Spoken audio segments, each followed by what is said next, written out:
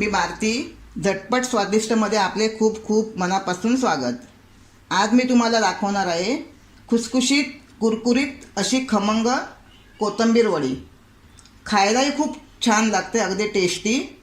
आता त्यासाठी लागणारे साहित्य: ही मी कोथिंबीर एक जुडी आणली होती आणि छानपैकी धुवून 5-6 वेळा पाण्यात धुवून तिला स्वच्छ अशी बारीक चिरून चाळणीमध्ये अशी नितळत ठेवली. तेल तळण्यासाठी बेसनचे पीठ, तांदळाचे पीठ, मीठ, थोडासा बारीक एक चिरून कांदा घेतला आहे, मिरची पावडर, धने पावडर, गरम मसाला पावडर, हळद, तीळ आणि जिरे. आणि पीठ मळण्यासाठी आपल्याला लागणार आहे पाणी. आता सगळ्यात पहिलं आपल्याला काय करायचं आहे, ही जी कोथिंबीर आपण स्वच्छ धुवून चिरून घेतली आहे ती घ्यायची आहे. मी अशी कढईत घेतली आहे, कारण कढईत कसं आपल्याला छानपैकी मिक्स करता येईल.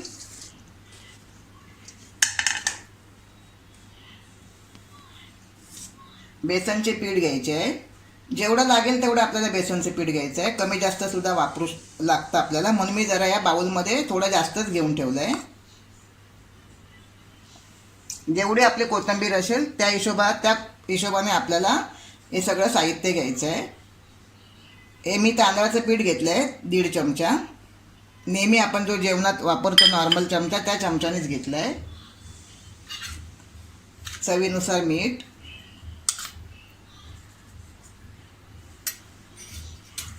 छोटा बारीक चिरून कांदा घेतला आहे. कांदा बारीक चिरून हा मी यासाठी घेतला आहे की कांदा टाकल्याने आपली कोथिंबीर वडी छान खुसखुशीत होते.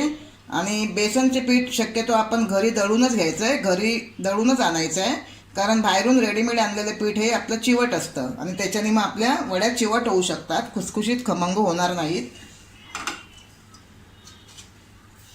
तीळ घेतले आहेत मी 1 चमचा, पांढरे तीळ आहेत.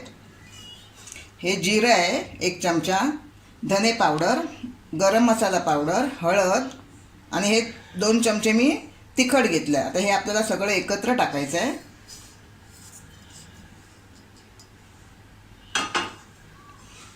मी छान आता आपल्याला हे व्यवस्थितपैकी थोडं पाणी टाकून घट्ट, असं जास्त पातळ नाही घट्ट नाही अशा हिशोबाने आपल्याला मध्यम याच्यावर मळून घ्यायचं आहे.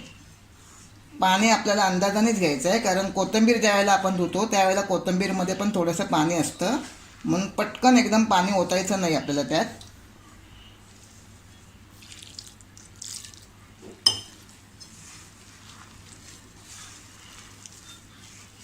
अगदी छान टेस्टी खुसखुशीत अशा या कोथिंबीर वड्या होतात.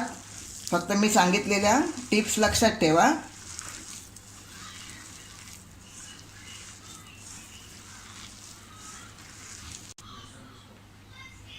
अजून आपल्याला थोडं पीठ लागणार आहे.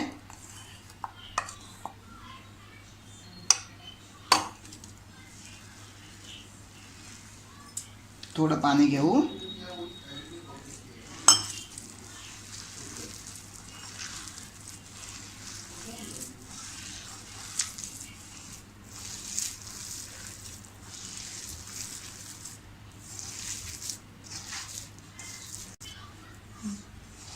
हे बघा, आता आपला हा छानपैकी गोळा असा तयार झाला आहे. म्हणजे असं एवढं सैलसर मळायचं. त्यामुळे काय होतं, व्यवस्थितपणे ते उकडायला ज्यावेळेला आपण ठेवतो त्यावेळेला छानपैकी आतून उकडून तयार होते. एकदम घट्ट मळलं ते कडकच राहतं, आतमध्येपर्यंत ते शिजत नाही पीठ आपलं.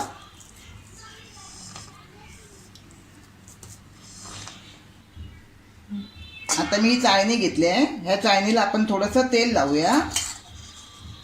तेल लावायचं आहे जेणेकरून आपल्या तेल लावल्याने खाली कोथिंबीर वड्या चिकटणार नाहीत.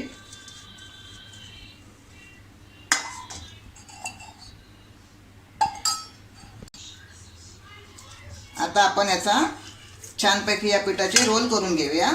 एकदम जाड करायचे नाही आहेत आणि एकदम बारीकही करायचे नाही आहेत. हाताला पाणी लावून किंवा तेल लावूनही तुम्ही करू शकता. मी हाताला पाणी लावूनच रोल करते. छोटे छोटे असे आपल्याला हे रोल करून घ्यायचे आहेत.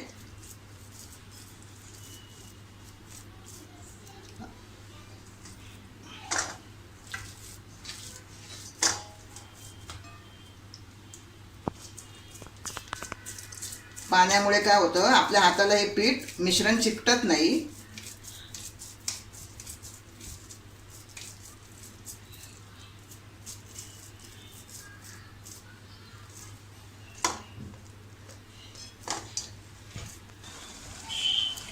मी इकडे पाणी आपल्या कोथिंबीर वड्या उकळवण्यासाठी कुकरमध्ये तापत ठेवलं होतं. त्याला छानपैकी अशी उकळी आली आहे आणि पाणी आपल्याला अर्धवटच ठेवायचं आहे, जेणेकरून आपल्या ह्या चाळणीला खालून पाणी लागणार नाही अशा हिशोबाने ठेवायचं आहे. तर मी कुकर ठेवला आहे, पण तुम्ही जर त्या हिशोबाने तुमच्याकडे पातेलं असेल किंवा मोदक पात्र असेल तर तुम्ही त्यातही ते उकडायला ठेवू शकता. आणि आपल्याला हे आता उकडायला 20 मिनटं ठेवायचं आहे. 20 मिनटानंतर आपल्याला त्या गॅस बंद करून टाकायचं आहे.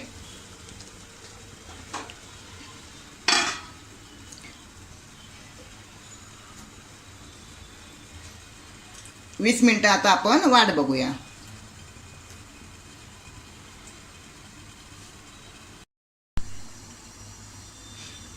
हे बघा, आता आपली 20 मिनटं झाली आहेत आणि छानपैकी आपल्या कोथिंबीर वड्या आतमध्ये शिजल्या आहेत.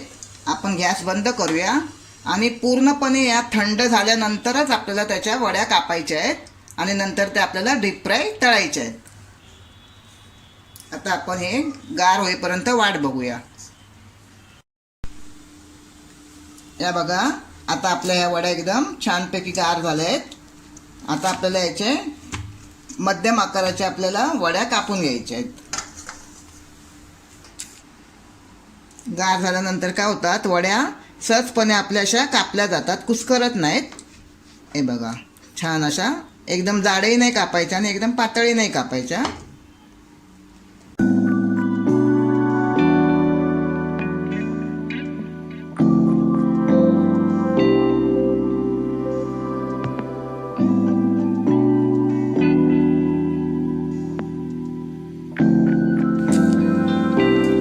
कढईत तेल तापत ठेवलं होतं. आता आपल्या तेलाला छानपैकी उकळी आली आहे आणि आता आपल्याला हे मध्यम गॅसवर आपल्याला वड्या तळायच्या आहेत.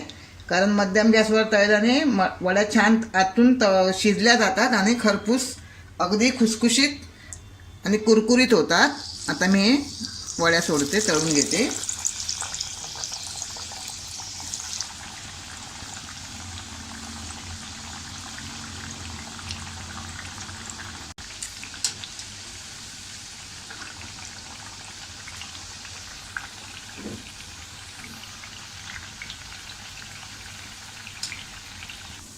हे बघा, आता आपले हे कसे कलर बदलला आहे, ब्राऊन कलर झाला आहे.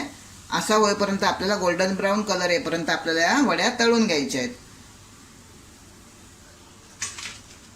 अशाच प्रकारे मी अजून दुसऱ्या वड्या सुद्धा तळून घेते.